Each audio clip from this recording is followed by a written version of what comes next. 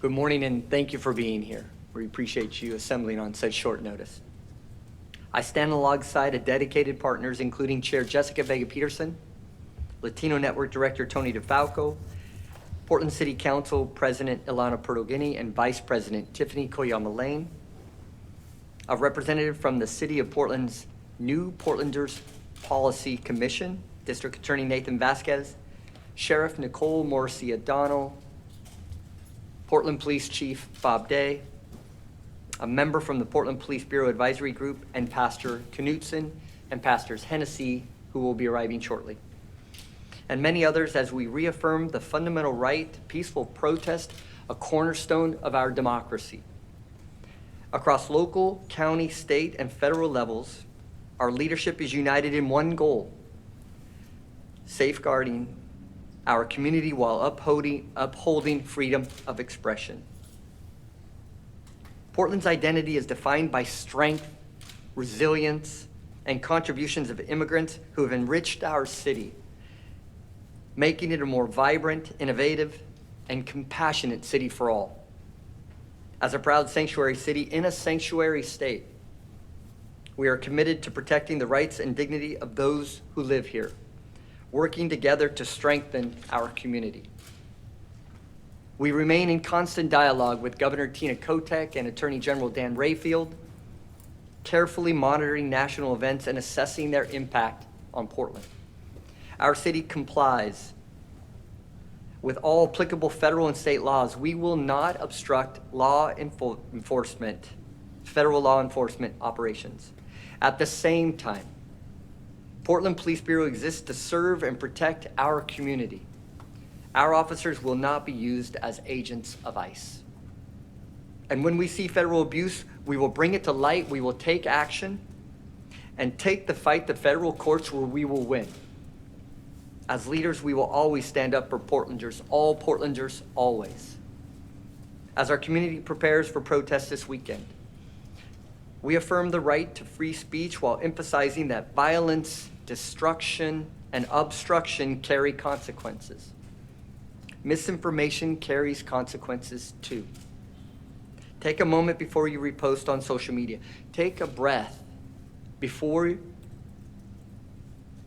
you post if you think it's immigration action. We must bring the temperature down in our community. Spread resources and spread support and spread love for your neighbors, but don't spread fear. We are strongest when we act with calm and purpose. Together, we must also spread a message of unity. Those who seek to destroy property or hurt people do damage to their cause and must be held accountable by our community. If you see these actions, please report them. Justice must be pursued with a commitment to collective well-being. Reckless or harmful actions will be met with a measured but decisive response guided by accountability.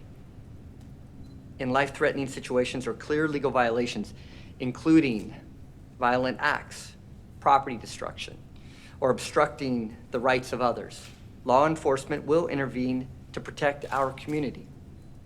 Imagine the power of a united Portland, where we champion free speech, mutual respect, and protection for our vulnerable. Let us lead by example. Your peaceful expressions of belief send a powerful message of resilience, inclusivity, and a commitment to safeguarding our community. Thank you for your dedication, your peaceful protest, and your participation in keeping Portlanders safe. Chair.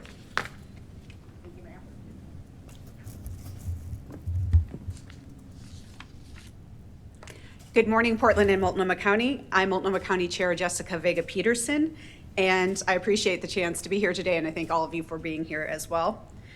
We are here because we are standing together. We're standing together during Immigrant and Refugee Heritage Month to say that our sanctuary is important and we must protect it. Right now, communities in this country and across Multnomah County are under direct attack from a federal administration that is hostile to the values that we hold dear. Here, We celebrate and recognize the diverse communities that enrich our county.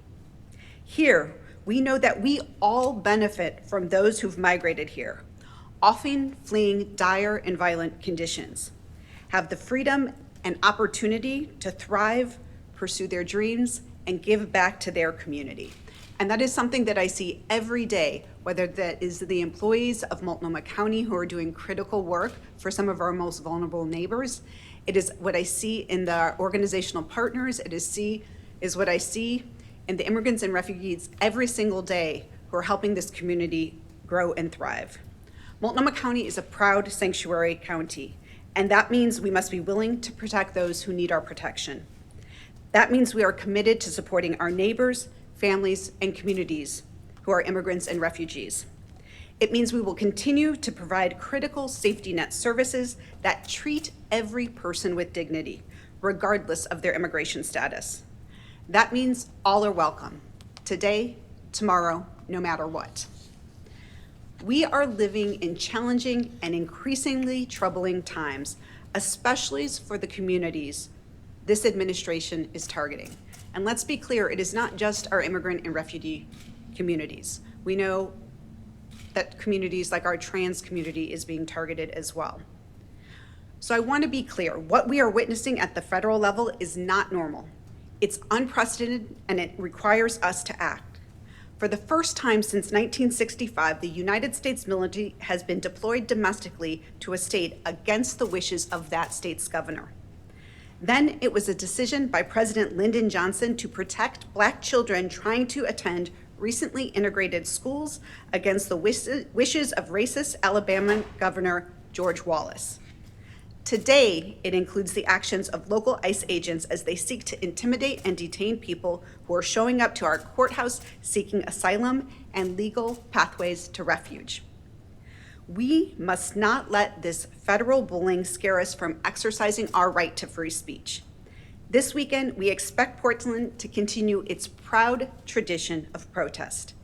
This is a moment in history that requires us to stand up and use our voices. It is also an opportunity to stand for our values without giving this federal administration what it wants, which is an excuse to wreak more chaos in our country in many ways, including a federal budget that represents the largest cuts to our social safety net in history. So for those of you who are going to be out this Saturday or any other upcoming protests, let's commit to nonviolence resistance. Let's use our voices loudly in peaceful protest that protects the people that we love, the city that we love, the county that we love, and is a true expression of our solidarity with everyone currently under attack. Thank you.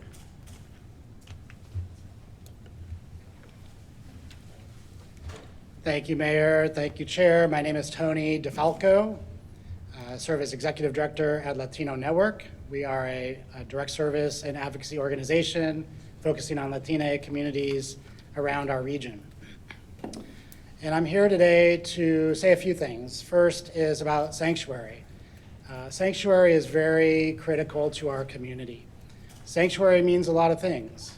For many in our community, sanctuary has been the reason why they came to this very country. That need for safety. And thanks to our communities, we have created resources and laws like the Sanctuary Promise Act that guarantee our ability to be free from fear when we are accessing critical services like the courthouse, like immigration-related services, and not to be picked up by federal agents when transacting those important pieces of our business. We don't feel safe right now. We are targeted like never before. And what we expect is for our agencies to continue to adhere to and go beyond our sanctuary laws to protect and create resources for our communities. The resource issue is really important, and I want to lift it up. At the same time that we have sanctuary laws that protect us, we also are seeing a shredding of our social safety net like never before. From the federal level to the local level, we are seeing cuts, painful cuts to childcare, to employment-related supports, and on and on. And all of that is a compounding factor in why we need more than ever our local jurisdictions to protect sanctuary, but more importantly, to create resources that allow our communities to go to the very people that are charged with helping navigate through this system that we have, especially in times like this. Because as those supports are being eroded, the places that people can go are fewer and fewer. And that combination, that compounding of impacts from these cuts is exacerbating safety in our community. So this weekend, while we do encourage our communities to exercise their First Amendment rights like never before, to protest an authoritarian government that is literally squeezing us and hurting us like never before, we're also wanting to make sure you all hear us that we need more resources in our community to be able to support our communities through this very challenging time. Thank you. And I'm not sure who's next. I think it's Council President. The DA is next. Diaz. All That's me. right. Well, good morning, everyone. My name is Nathan Vasquez, and I am the District Attorney for Multnomah County. I want to start with just a little bit of context. You know, we here in this room, many of us, we went through 2020, and we saw how a narrative got out of control. And when we look at our amazing community here in Multnomah County and in the city of Portland, it's important to remember that we are actually quite a large county. We're an amazing place full of vibrant neighborhoods, of diverse communities. We have really an immense and wonderful city and county. We are not defined by some of the negative actions that occurred in 2020. In fact, Portland and Multnomah County is defined oftentimes by its amazingly loud and beautiful voice when it decides to protest peacefully. The current protests we're seeing, and the ones that I think people oftentimes are concerned about, are very confined to one building in a small area. And the ones that we have seen where it has gotten out of control are still limited to just a few people. And I want to provide that context because it's important that the many people that are going to come out this weekend and want to have their voices heard, they need to have that opportunity and not have that hijacked by those that would do vandalism, commit acts of violence, engage in arson. The people that are going to come out this weekend, they have a real message. They want to vent frustration and anger at times, and I get that. I support their right to peacefully protest. It's a terrific way for our community to come together, for our collective voice to be heard. But let's not kid ourselves. In the past, the voices of tens of thousands of peaceful protesters have been drowned out. Their message was hijacked by a relatively small number of individuals who wanted their messages of vandalism, destruction, and violence. They thought that's what the public should hear. I want our community's voice to be heard loud and clear, one that is important, but is in no way associated with those particularly bad actors. And I'm here to say, I certainly will not stand for that. As a district attorney, I'm here to tell those who would engage in chaos, vandalism, and violence, there's no free pass. That doesn't exist under this administration. I don't care if your political leanings are to the left, to the right, or the middle. If you commit a crime, you will be prosecuted. We've seen in the past few nights some of these groups engage, some of these select few individuals engage in some bad acts, engage in crimes such as arson. And I want to make sure that people understand they will be prosecuted for that. And crimes and being convicted of arson, it changes people's lives. It has a huge detrimental effect. But they will not be allowed to do this in our community. So please, if you feel so compelled, the calling to come out, to have your voice heard, to protest, great, have at it, do it. But do it with respect for each other and for our incredible community. Keep it lawful.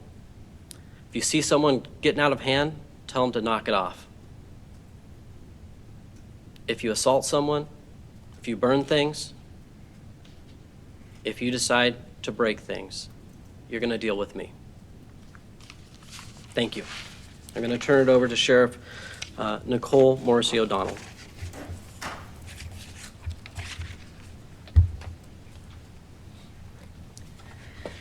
Good morning. Thank you for being here. I'm Multnomah County Sheriff Nicole Morrissey O'Donnell. I recognize that we are living through an emotional and uncertain time. The events in Los Angeles and across our country have stirred deep feelings in all of our communities. The issues at the center of these demonstrations, they matter. They deserve the attention and they deserve dialogue. In Multnomah County, we are committed to creating safe communities built on trust and respect.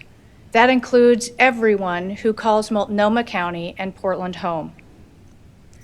To be clear, per state law, Oregon law enforcement agencies, including the Multnomah County Sheriff's Office, do not engage in immigration enforcement, nor do we work with Immigration and Customs Enforcement to carry out their immigration enforcement directives. As we have always communicated, we support the right to peacefully protest and speak freely. It's not only protected, it is truly the cornerstone of our democracy. You have the right to protest, and understand with that right comes accountability. If you choose to participate in a demonstration, we ask that you do so peacefully, take care of one another, and respect our local businesses and respect the spaces that we all share. With that said, we must draw a clear line. Violence, the destruction of property, and other criminal acts will not be tolerated. Actions that harm others, threaten safety, or destroy property do not serve this cause. They undermine it.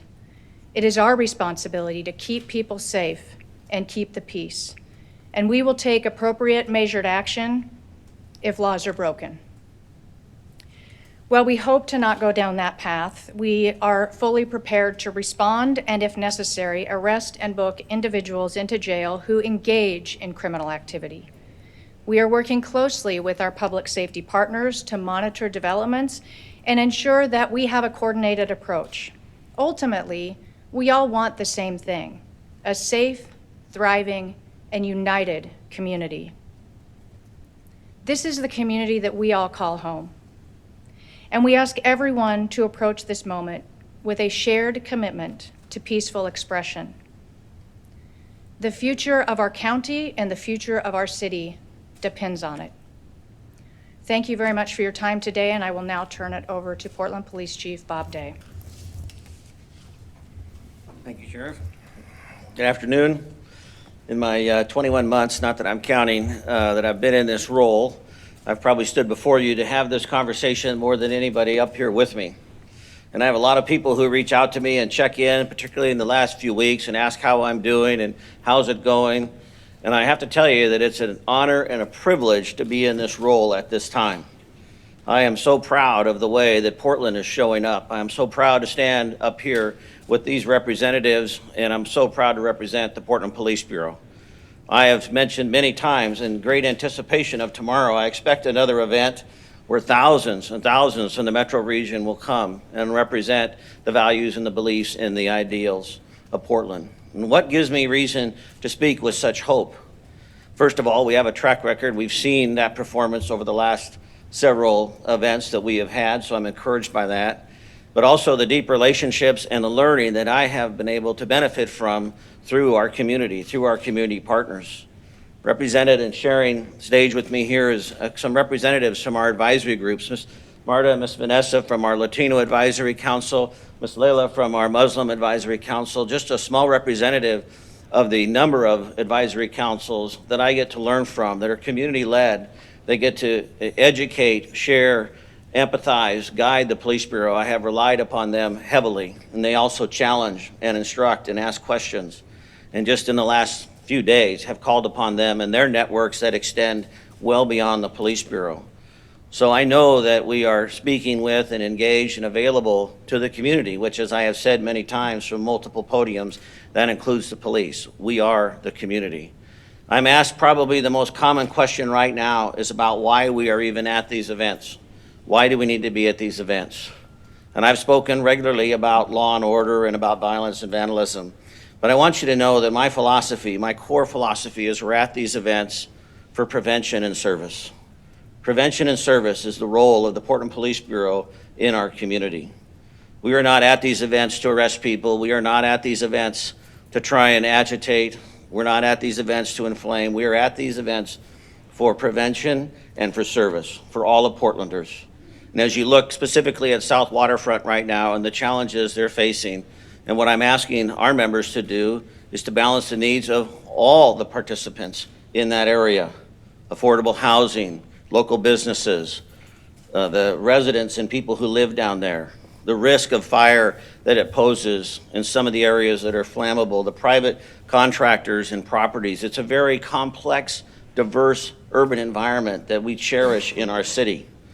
And so as I ask our men and women who go out every evening and keep me advised until the early morning hours about what's going on, we are out there to prevent, to be a prevention, to try and keep things quiet, to try and keep things moderate, as also as a service. And I'll just highlight one example of that last night.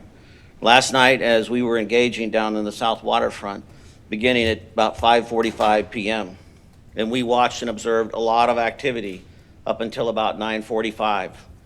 And the only action we took at 9:45 was to make some announcements about how this behavior was not acceptable, things needed to change, and numerous Portlanders responded.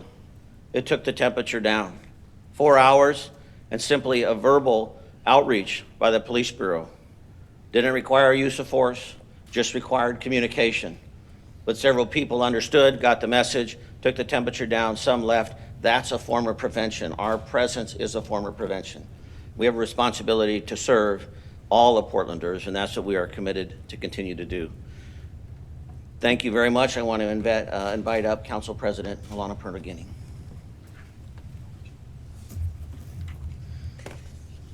Thank you all for being here today. You know, before I was our council president, I was an advocate, and I come from Portland's long tradition of protest and people-powered change. I organized students to protest the war in Iraq. I supported workers out on strike, and I marched for my queer community, for women, for workers, for peace, and in 2020, with my kid by my side, for our Black neighbors. That tradition has shaped this city for the better, time and time again. And I'm proud to live in a place where we show up for one another, especially when our neighbors are under threat. And make no mistake, right now, our neighbors are under threat. We are seeing the safety and stability of immigrant Portlanders, our newest neighbors and those who have been here for decades put at risk by federal actions, including the arrest of asylum seekers attending their legally required hearings in our courthouses. This is not a theoretical harm. This is a harm happening right here, right now, to families in our community, and it is not acceptable. We can't tolerate policies or actions from anyone, including our federal government, that not only jeopardize the safety and trust of our neighbors, but that violate the due process that we are all guaranteed. And that is why I support peaceful protest. But we must remember that this is a long game. This is a long game where we have to continue to stand together as a community, a whole community, throughout. To our immigrant communities, I see your fear, I share your anger, I stand with you, and I know that we must let your voices lead the actions that we take as a whole community to keep everyone safe. To all Portlanders, it is our responsibility to unite for the safety and well-being of our immigrant neighbors, and our collective voice is stronger when we all stand together and when we create spaces where everybody can come and be a part of our actions. Please stand together. That is how we will defend our communities. I believe in the strength and resilience of Portlanders. Portland is not a city that breaks down under threat. We are not a city that breaks down when the stakes are high. We can continue to stand up for our neighbors together. Thank you.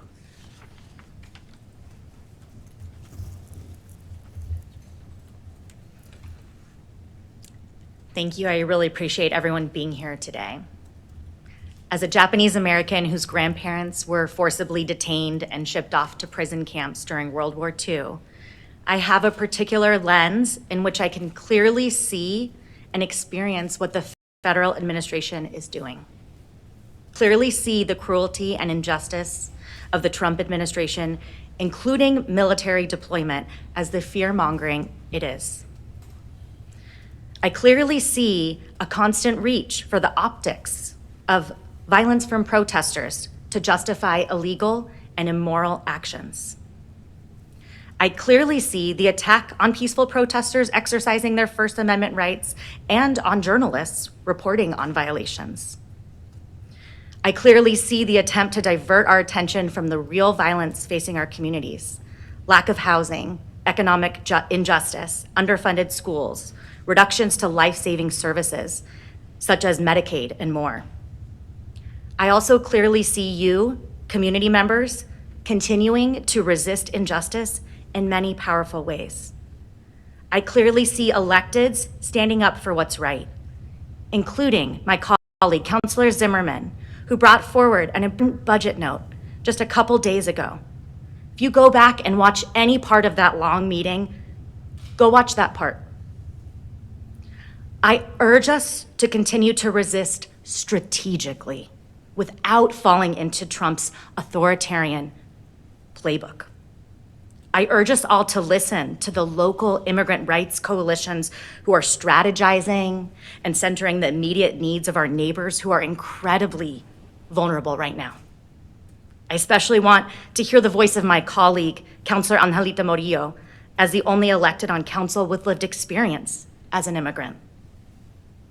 And in the words of Auntie Yuriko Chiyama, the movement is contagious, and the people in it are the ones who pass on the spirit. We are the ones who create the contagious spirit of justice. Keep doing the work to ensure that Oregon is for all. And now I'd like to introduce Kennedy Parrish with the ACLU of Oregon.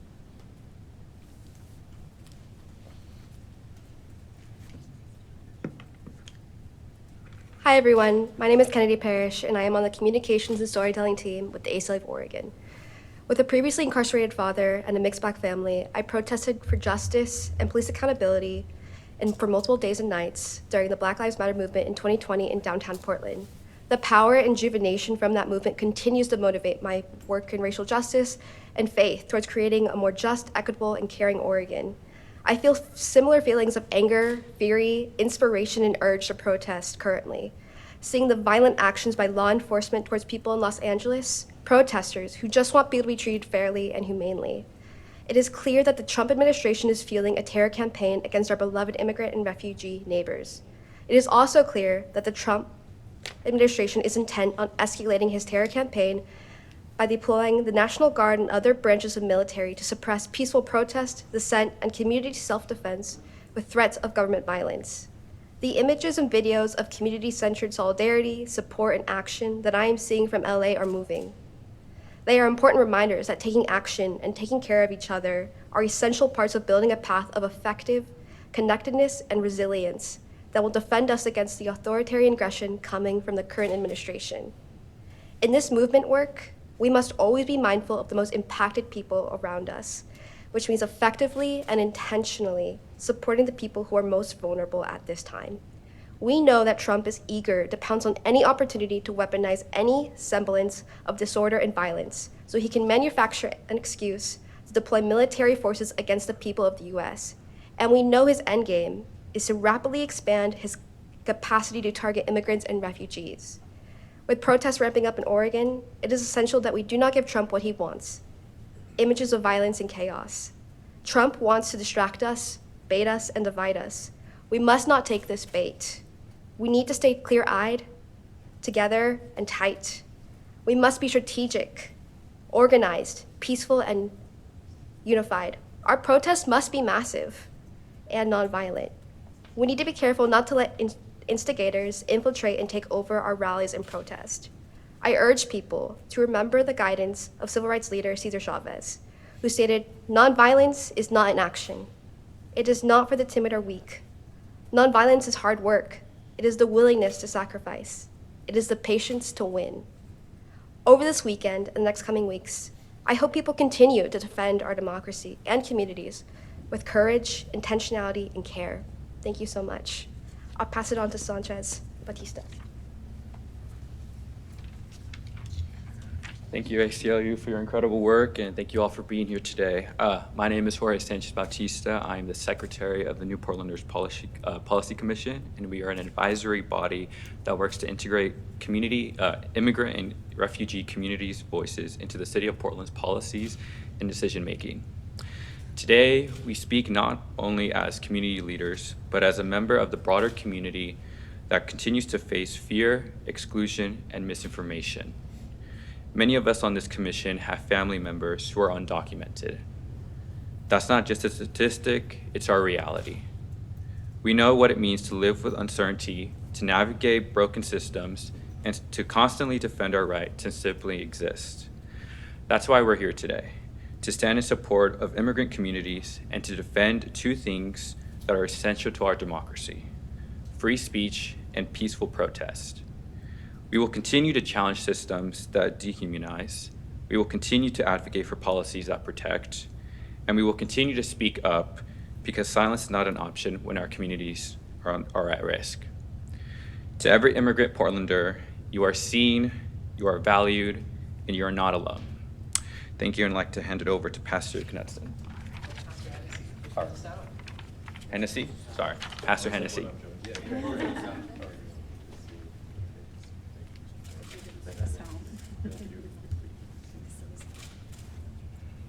Good morning, everybody. My name, for the record, is Dr. J.W. Matt Hennessy.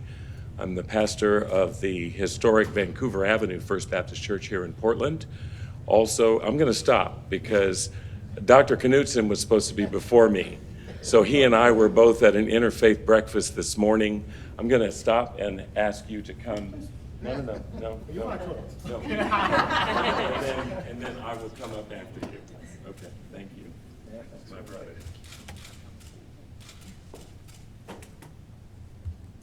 When you're being honored by your African-American clergy and imams, you don't just get honored and leave the breakfast. You stay for every part. So that's why I'm late. And I appreciate the mayor understanding that ahead of time. I do want to thank Dr. Hennessy, always, and Frank So, head of Economic Minister of Oregon, whose sore legal immigration system is in dire straits because of what's going on. He came out and parked my car for me. So we all work together in the city. That's what it's all about. We're in a critical time in this city, this nation, this world we live in. And for everybody here, I want you to remember from all of our great faith traditions that we work so closely. Native American spiritual leaders, Muslim, Jew, Hindu, Buddhist, Sikh, Christians, other people of faith, and people of just goodwill to weave the beloved community, as Dr. King talked about, where everybody is welcomed and affirmed for who you were created to be. And that's all of us in Oregon. Everybody resides. So for our immigrant siblings right now, there is so much pain and suffering going on that we must all stand up. We cannot be silent. If you have any question about diversity, equity, inclusion, justice, peace, protesting together for the right reasons, we talk about being made in the image of God, and in Latin, that's Imago Dei. How do you spell Imago Dei? The last part, D-E-I. We are the human family. And in Portland and Oregon, we stand together. Every sector is standing together right now in this nation because we are under assault by our own government. I'm not going to get political. Mayor, you already settled this. But we have to stand and we have to march. We have to step out on the streets together. This weekend, we know the law enforcement will be walking alongside on bikes and in other ways as we all move together peacefully to say to this country, this cannot go on. Millions of our siblings, many in my own church, some of my staff could be deported tomorrow and their children would come home to no parents. That is wrong. People who are being cared for by an elder and some of our extended families, that caregiver may go to Walgreens and be abducted by ICE. And that person will lay in bed for days and nobody will know they're alone. We are together in this city, and this weekend as we march together, march peacefully. If you know King's 6 Principles of Nonviolent Direct Action, read them. We cannot respond to the violence in this nation with violence ourselves. Only love can conquer hate.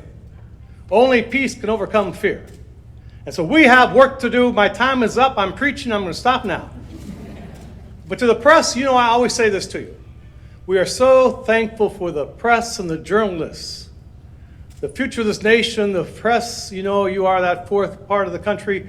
And all of you reporters and camera people and producers, thank you. You are storytellers. And you'll take this story about how Portland's going to stand up in unity together this weekend and for the many days ahead until this ends. And as you are storytellers, we could be here in this hall and it'd just be us together. You take it and you run with it and you take it around the country and around the world and say, we are together and we're going to walk peacefully together. Young leaders will lead us. Our young people are not the future leaders, they're leaders right now. And so let us not step back, let us step forward, because we don't want, as people of faith, it's all about love. As my wife Tamara is saying, love is active. If my neighbor is afraid or bleeding or hurting, I better take action. Thank you for asking us to come today. Thank you for what you do. Remember, Imago Dei. We're all, and that's a beautiful image of who we are as a human family. Thank you. I don't know why I would want to come up after you. Let me just say again, I am Dr. J.W. Matt Hennessy with Vancouver Avenue First Baptist Church, and I want to thank the mayor, I want to thank the council president, the Multnomah County chair, the DA, the police chief, all of our leaders for the opportunity to be here today.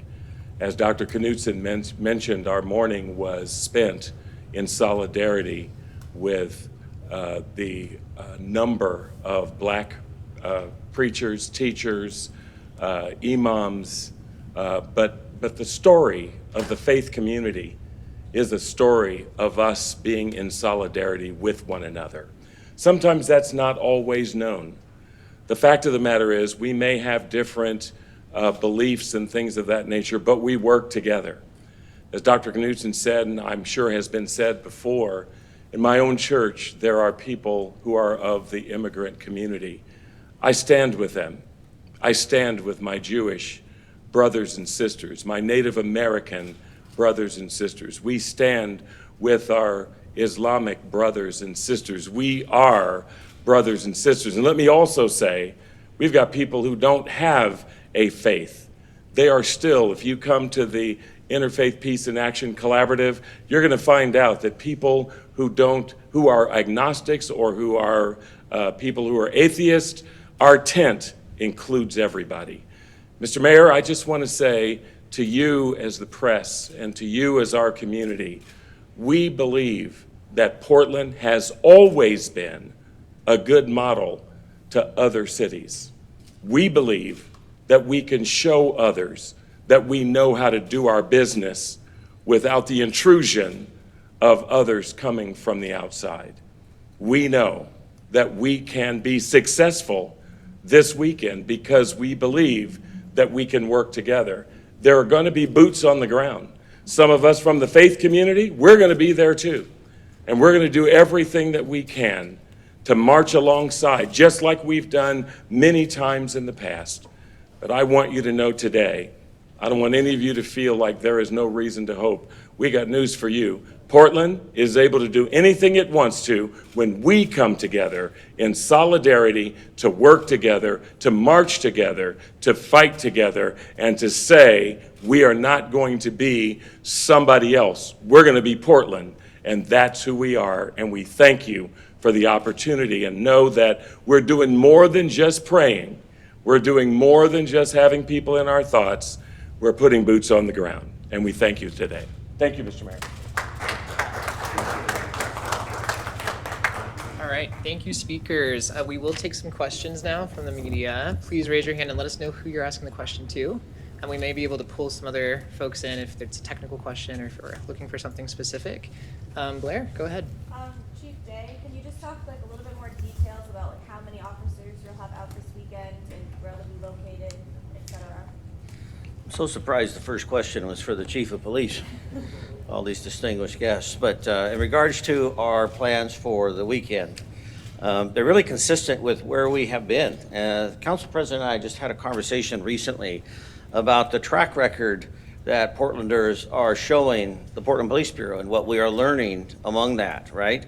Resources and resource allocation, I'm not specific about because those are tactical considerations, and I want to make sure that we are honoring the need for adequate response. But I will tell you that a couple of things. We are going to be engaged, whether it be today or tomorrow. We will be out and about. We will have teams. We are using our rapid response team. I had a conversation today with the state police superintendent. I had a phone call today with about 50 chiefs from around the state of Oregon, as there are about 50 some odd events planned around the state. So we're coordinating to have a unified message and voice, and always making Portland available to offer assistance if needed. Or we have a great MOU in place with our Multnomah County partners. Right before the coming down here, the sheriff and I talked about some mutual aid requests if needed. But right now, I will tell you that we seem to be managing well as a city and as a police bureau. And so we will be engaged and we will be visible, but that visibility, which I know means different things to different people. When I say visibility, that can range anything from being seen a block away on a bicycle to being seen maybe in a more formative way, blocking us intersection. The role of visibility is important to us in terms of having that presence to be seen. And we are trying to learn and show up in a way that best meets the moment for that time in the crowd. So there'll be plenty of us engaged and involved over the weekend. Thank you. Go ahead. Another question for you, Chief Day. If we were to see an increased presence of federal law enforcement, like we saw what happened down in LA, if we were to see something happen like that here, what role does PPB play in upholding public safety, especially at protests? Yeah. So really, a couple of things. One, I've been clear since the first of the year. I am in regular communication with our federal partners. I was as early as yesterday. I value those relationships. I value those conversations. I think it's critical that we continue to keep that line of communication open. I cannot speak for them. I cannot anticipate the future or the intent of the White House or the Attorney General's office, but just know that we are in communication. If we were to see an increased amount of enforcement or increased amount of presence with federal agencies, the lines are pretty clear as to the role of the Portland Police Bureau. And we don't engage in immigration enforcement. We don't participate in trying to make a determination of somebody's status. We're certainly not interested in any kind of enforcement or any assistance of that enforcement by the federal law enforcement. But I think the mayor mentioned in his comments, if I remember correctly, we also cannot interfere with that. We cannot create a situation where local law enforcement is, in opposition to, I'm talking about, boots on the ground kind of thing, where we are in opposition to federal law enforcement. We need to play our role, and our role, as I mentioned earlier, is around prevention and service to all Portlanders, and we will do that the best we can. I understand that it is a gray area. It is a constantly moving line that we are trying to walk. But I think it's imperative that we outline it, and I have been crystal clear with both our federal partners, and the mayor and I are in regular communication. His expectations of me, his expectation of the police bureau. So if we see that happen, know that we will be in communication with them. We will not be partnering or supporting them in immigration efforts, and we will do our best to serve and prevent future harm to Portlanders. Quick follow-up question. Has ICE been in contact with PPB about their presence in the city recently? Well, I spoke with them yesterday, and they do not share specific information with me in terms of their operations, which is their prerogative, but I am in regular communication with them. So I do not know what they have or have not been doing in the state, but just know that those lines of communication are open, as well as directly with the employees that are in the facility down there. We're in regular communication with them as well. All right, any other questions? Looks like, okay, we got over here. For Chief Day again. Forgive me if this veers a little bit into the tactics conversation, but last night and multiple times this week, we've seen the Bureau show up and then leave. And things seem to calm down after those situations. I wonder if you can just speak to how you're gauging that approach right now. Yeah, Troy, that's the challenge, right? I mentioned that visibility piece.